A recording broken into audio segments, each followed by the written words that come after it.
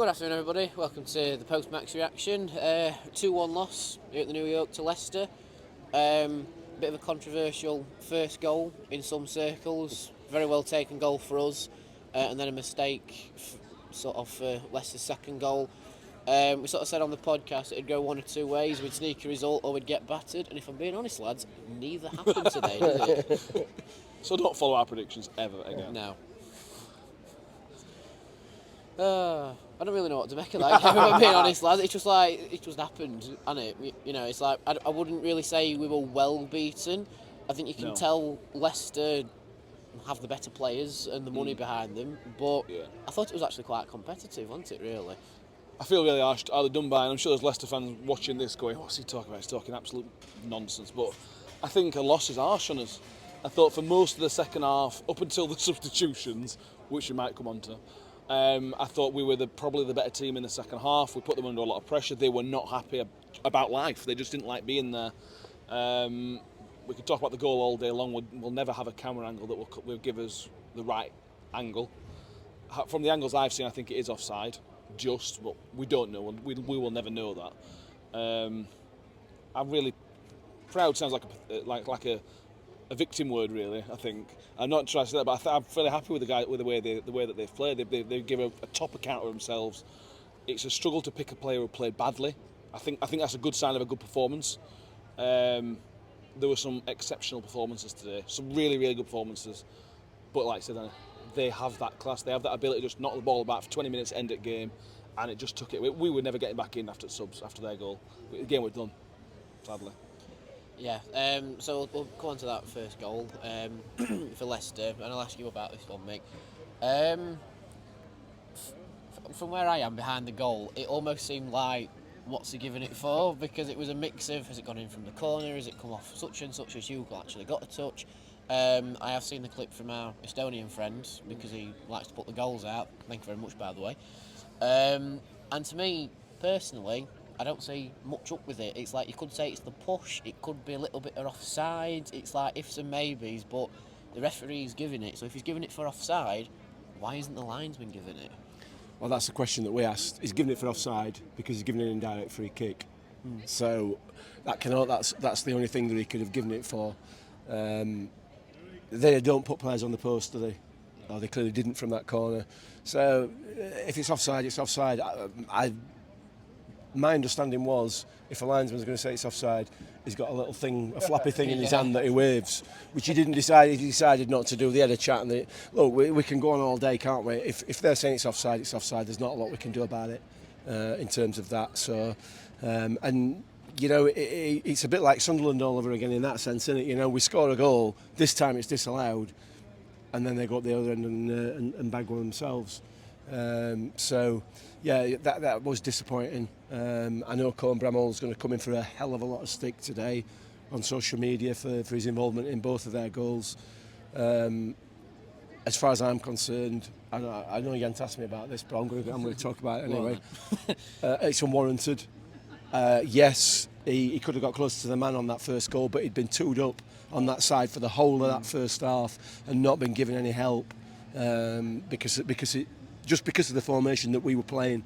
He got two men virtually all the game, so he was always under pressure.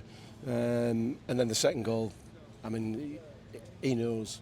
Yeah. He knows. Yeah. The lad is absolutely gutted, and he's made a mistake. He knows he's made a mistake. And listen, people, if you're going to criticise him, then you're in the wrong game. You're watching wrong sport. You know, the lad's made a mistake. He's held his hands up. Let's all move on, shall we? Before we even start with your stupidity.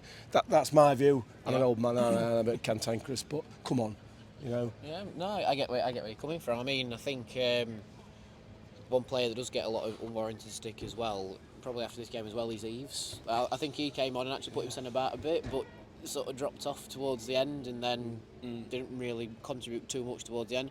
But we'll talk about our goal, shall we? The highlight of the game, our goal from Onyedinma, who scored again at the New York Stadium, and his header again.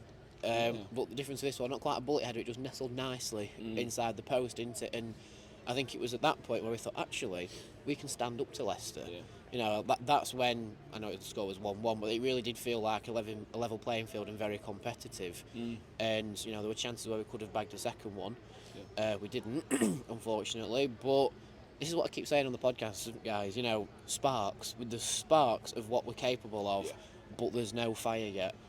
And I think that's the main downfall of the Championship as well. It's consistency. If you can't spark consistently and make fire, you don't really go very far. So Matt, how do we make the fire with all our sparks? You get enough players in. That's Good night, everybody. That's the night. That's really simple. Eves, right. Eves came on and ran about and did quite well. And I don't think Hugo had a particularly good game. But when you watch Eves, I think you then have to appreciate what Hugo did. He made it so difficult for the defenders.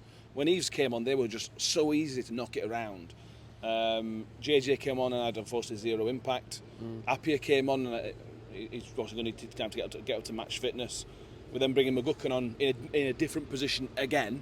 So it's all right saying we've got a 19-year-old kid, but we're asking him to do 3 different things a week, and he's not able to do it, no matter how he is. There's an issue with squad depth, and I don't think that's going to be solved this week. It's down to injuries as well. We're not banging the transfer market drum too much. But T.I. comes off. We've got nobody to change him for. There's not a midfielder on bench. And that was the real change. We at 1-1 we then fell off after 70-ish minutes, whenever it was, and we couldn't get back into the game. And then they scored, and there was no way back into that game for us. There was just nothing we could do, and that's not the fault of the players on the pitch. Is it anybody's fault? Probably not. I think Maybe it's just depth. It's just depth, and it's the room we're in. If we can bring in 2 or 3 more players this week, and then get Lindsay back, and then after the break you got Doffin and Kelly back, we're then saying that's actually, you've got someone on bench you can actually bring off and make an impact with. That's what's cost us a game for me, is the substitutions that we had to bring on. Yeah. And then lastly, no complaints about Leicester's second goal. I mean, it's a fantastic finish. He just hits it so well. Victor's at full stretch. You can't do anything about it. He got a little bit on it. Yeah, he just couldn't quite get there at full stretch. So there's no complaints about that. And I think we can leave it, lads, is that Leicester were just the better team on the day. Whoa. Not sure about that. Really? You think? I think 2-2-1 would have been a fair result. I do as well, and I know Leicester fans, if any are watching this. Subscribe and like the video if you are. If you are, yeah, absolutely. They are very much like a lot of these other sides that just fanny about with ball a lot, don't they? And to be fair, how effective were they? Yeah, they scored twice, but realistically, they may have put us under the cosh a little bit in terms of possession outside the box, but they had very little cutting edge. There was no moment of brilliance other than the second goal. Yeah, absolutely. As far as I'm concerned, we need to be, as supporters of this football club, we need to be really proud of that performance, because we matched them. And we're sat here with a 2-1 defeat to top at league, who've just come down at Premier League. And I don't know whether you're aware, they actually won Premier League. They won Premier League? They won the Premier League, yeah. Really? Did you not know that? Leicester really win the Premier League. They should tell us more. They should mention it. Perhaps a they bit should. more. I wonder if that's why they've got a bit of gold trim on the kit. Possibly. Either way. 7 years ago. Listen, we mixed it with them, and we've got to be happy with that. When we start to play the teams who are not as massive within this division, then I'm sure we'll start to get some results. I'm really happy with that performance. Not happy with the result. We could have 0 points after 4 games. I think we'll leave it there, to be fair. I mean, we still have a singular point, don't we? That'll do for now. So yeah, thank you very much for watching, everybody. Like, subscribe, all that good stuff, and we'll see you again for the Norwich game on the 2nd of September. It looks that way. Gets easier. Yep, hopefully. Anyway, ta-ra.